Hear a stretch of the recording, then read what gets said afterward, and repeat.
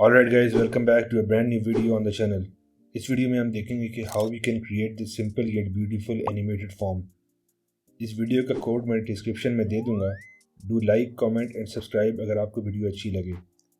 इस वीडियो में हम बेसिक कॉन्सेप्ट्स और थोड़े से इंटरमीडिएट कॉन्सेप्ट्स का इस्तेमाल करके ये फॉर्म बनाएंगे from scratch. This project also uses concepts from flexbox.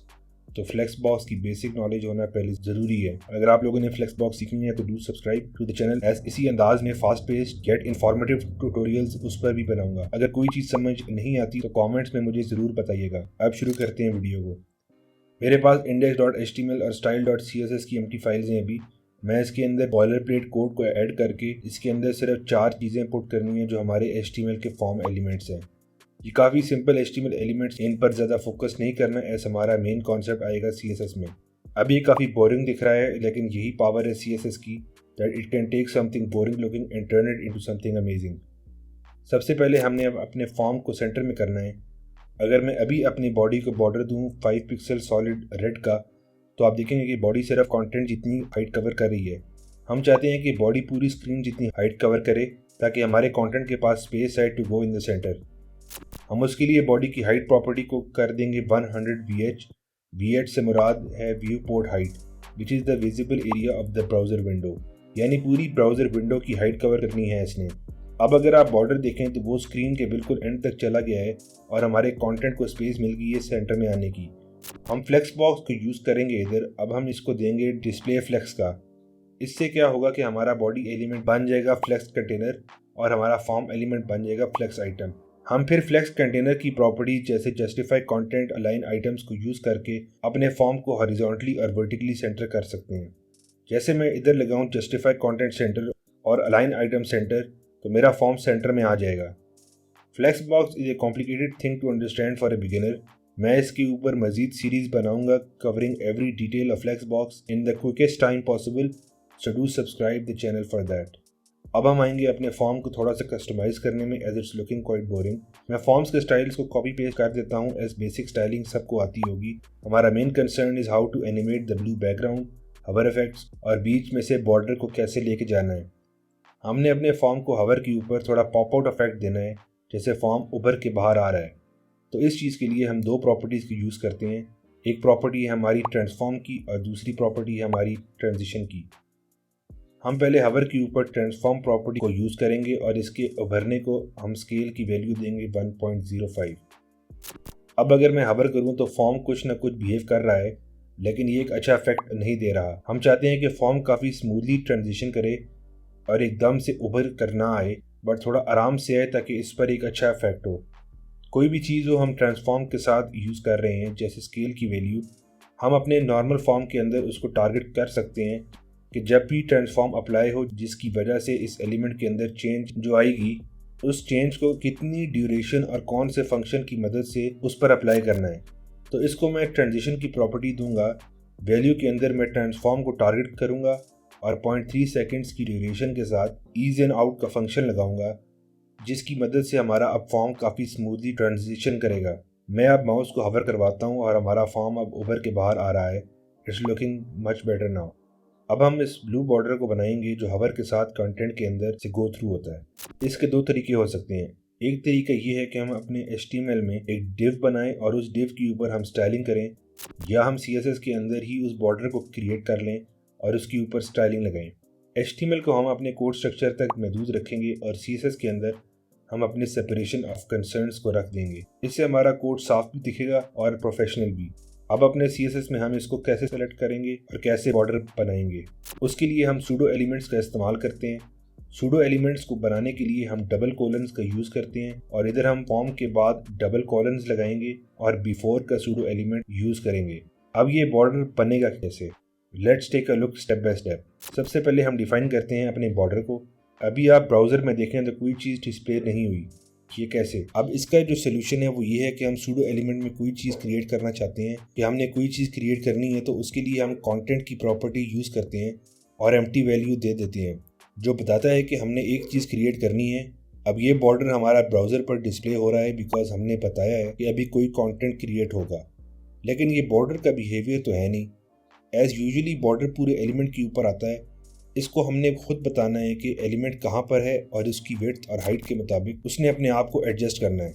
इधर बात आती है CSS पोजीशनिंग की। हमने अपने बॉर्डर को पॉइंट ऑफ रेफरेंस देना है और पॉइंट ऑफ रेफरेंस देने के लिए फॉर्म के ऊपर ऑलरेडी पोजीशन रिलेटिव लगी हुई है। अब मैं इस बॉर्डर को पोजीशन एब्सोल्यूट दे देता हूँ। अब इसको हम मूव करवाएंगे टॉप लेफ्ट, ये कहीं से भी इसने इसी फॉर्म के अराउंड मूव करना है as this is its point of reference. तो अगर मैं इसको फिलहाल टॉप की वैल्यू 0 पिक्सल्स दे दूं तो आप देखेंगे कि ये फॉर्म के टॉप लेफ्ट मोस्ट जगह पर चला गया है। और अगर बिल्कुल स्टार्ट में लेके जाना हो तो मैं लेफ्ट को भी 0 पिक्सल्स दे देता हूँ। हमारा बॉर्डर जब एनिमेट होके आता है बाहर, इट फील्स लाइक कि वो कंटेंट के आउटसाइड है इनिशियली। तो हम अपने बॉर्डर को -5 पिक्सल्स देंगे टॉप और लेफ्ट से, जिससे वो ऐसा फील होगा कि वो आउटसाइड है अपने फॉर्म एलिमेंट के।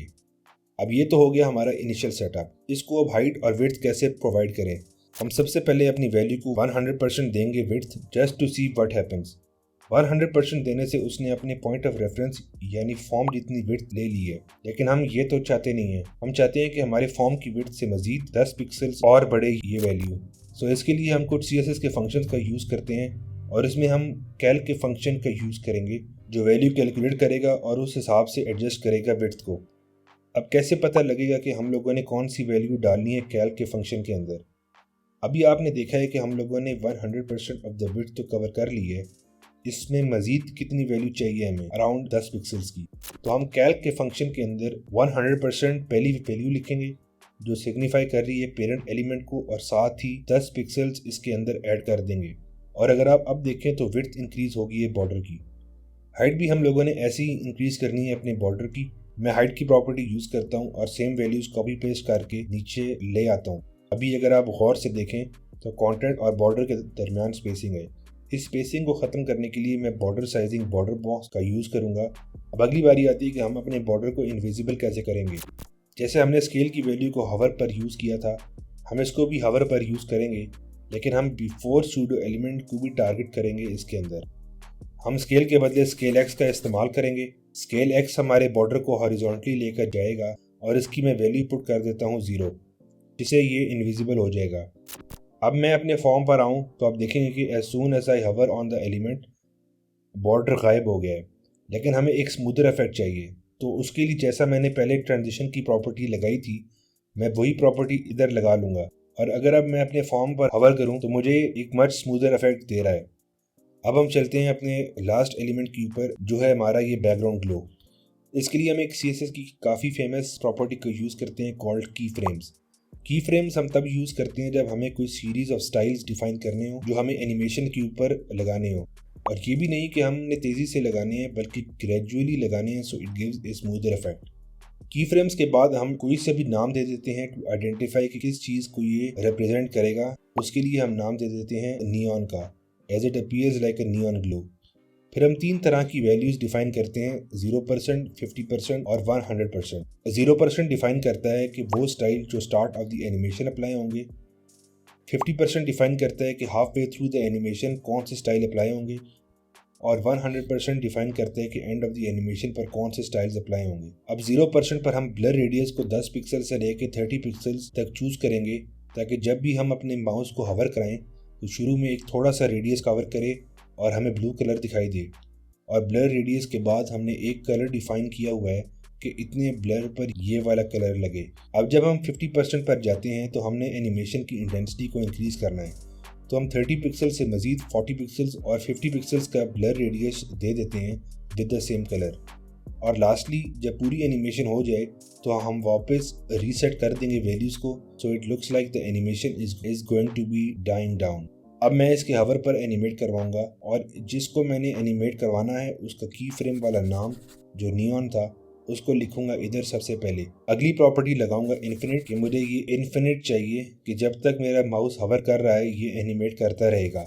और अल्टरनेट से मुराद ये बैक एंड फोर्थ मूव करेगा, जिससे हमें एक स्मूथ पल्सेटिंग इफेक्ट मिलेगा। ये था हमारा आज का ट्यूटोरियल जिसमें हमने आज सीखा कि how we can create an amazing animated form with the help of HTML and CSS.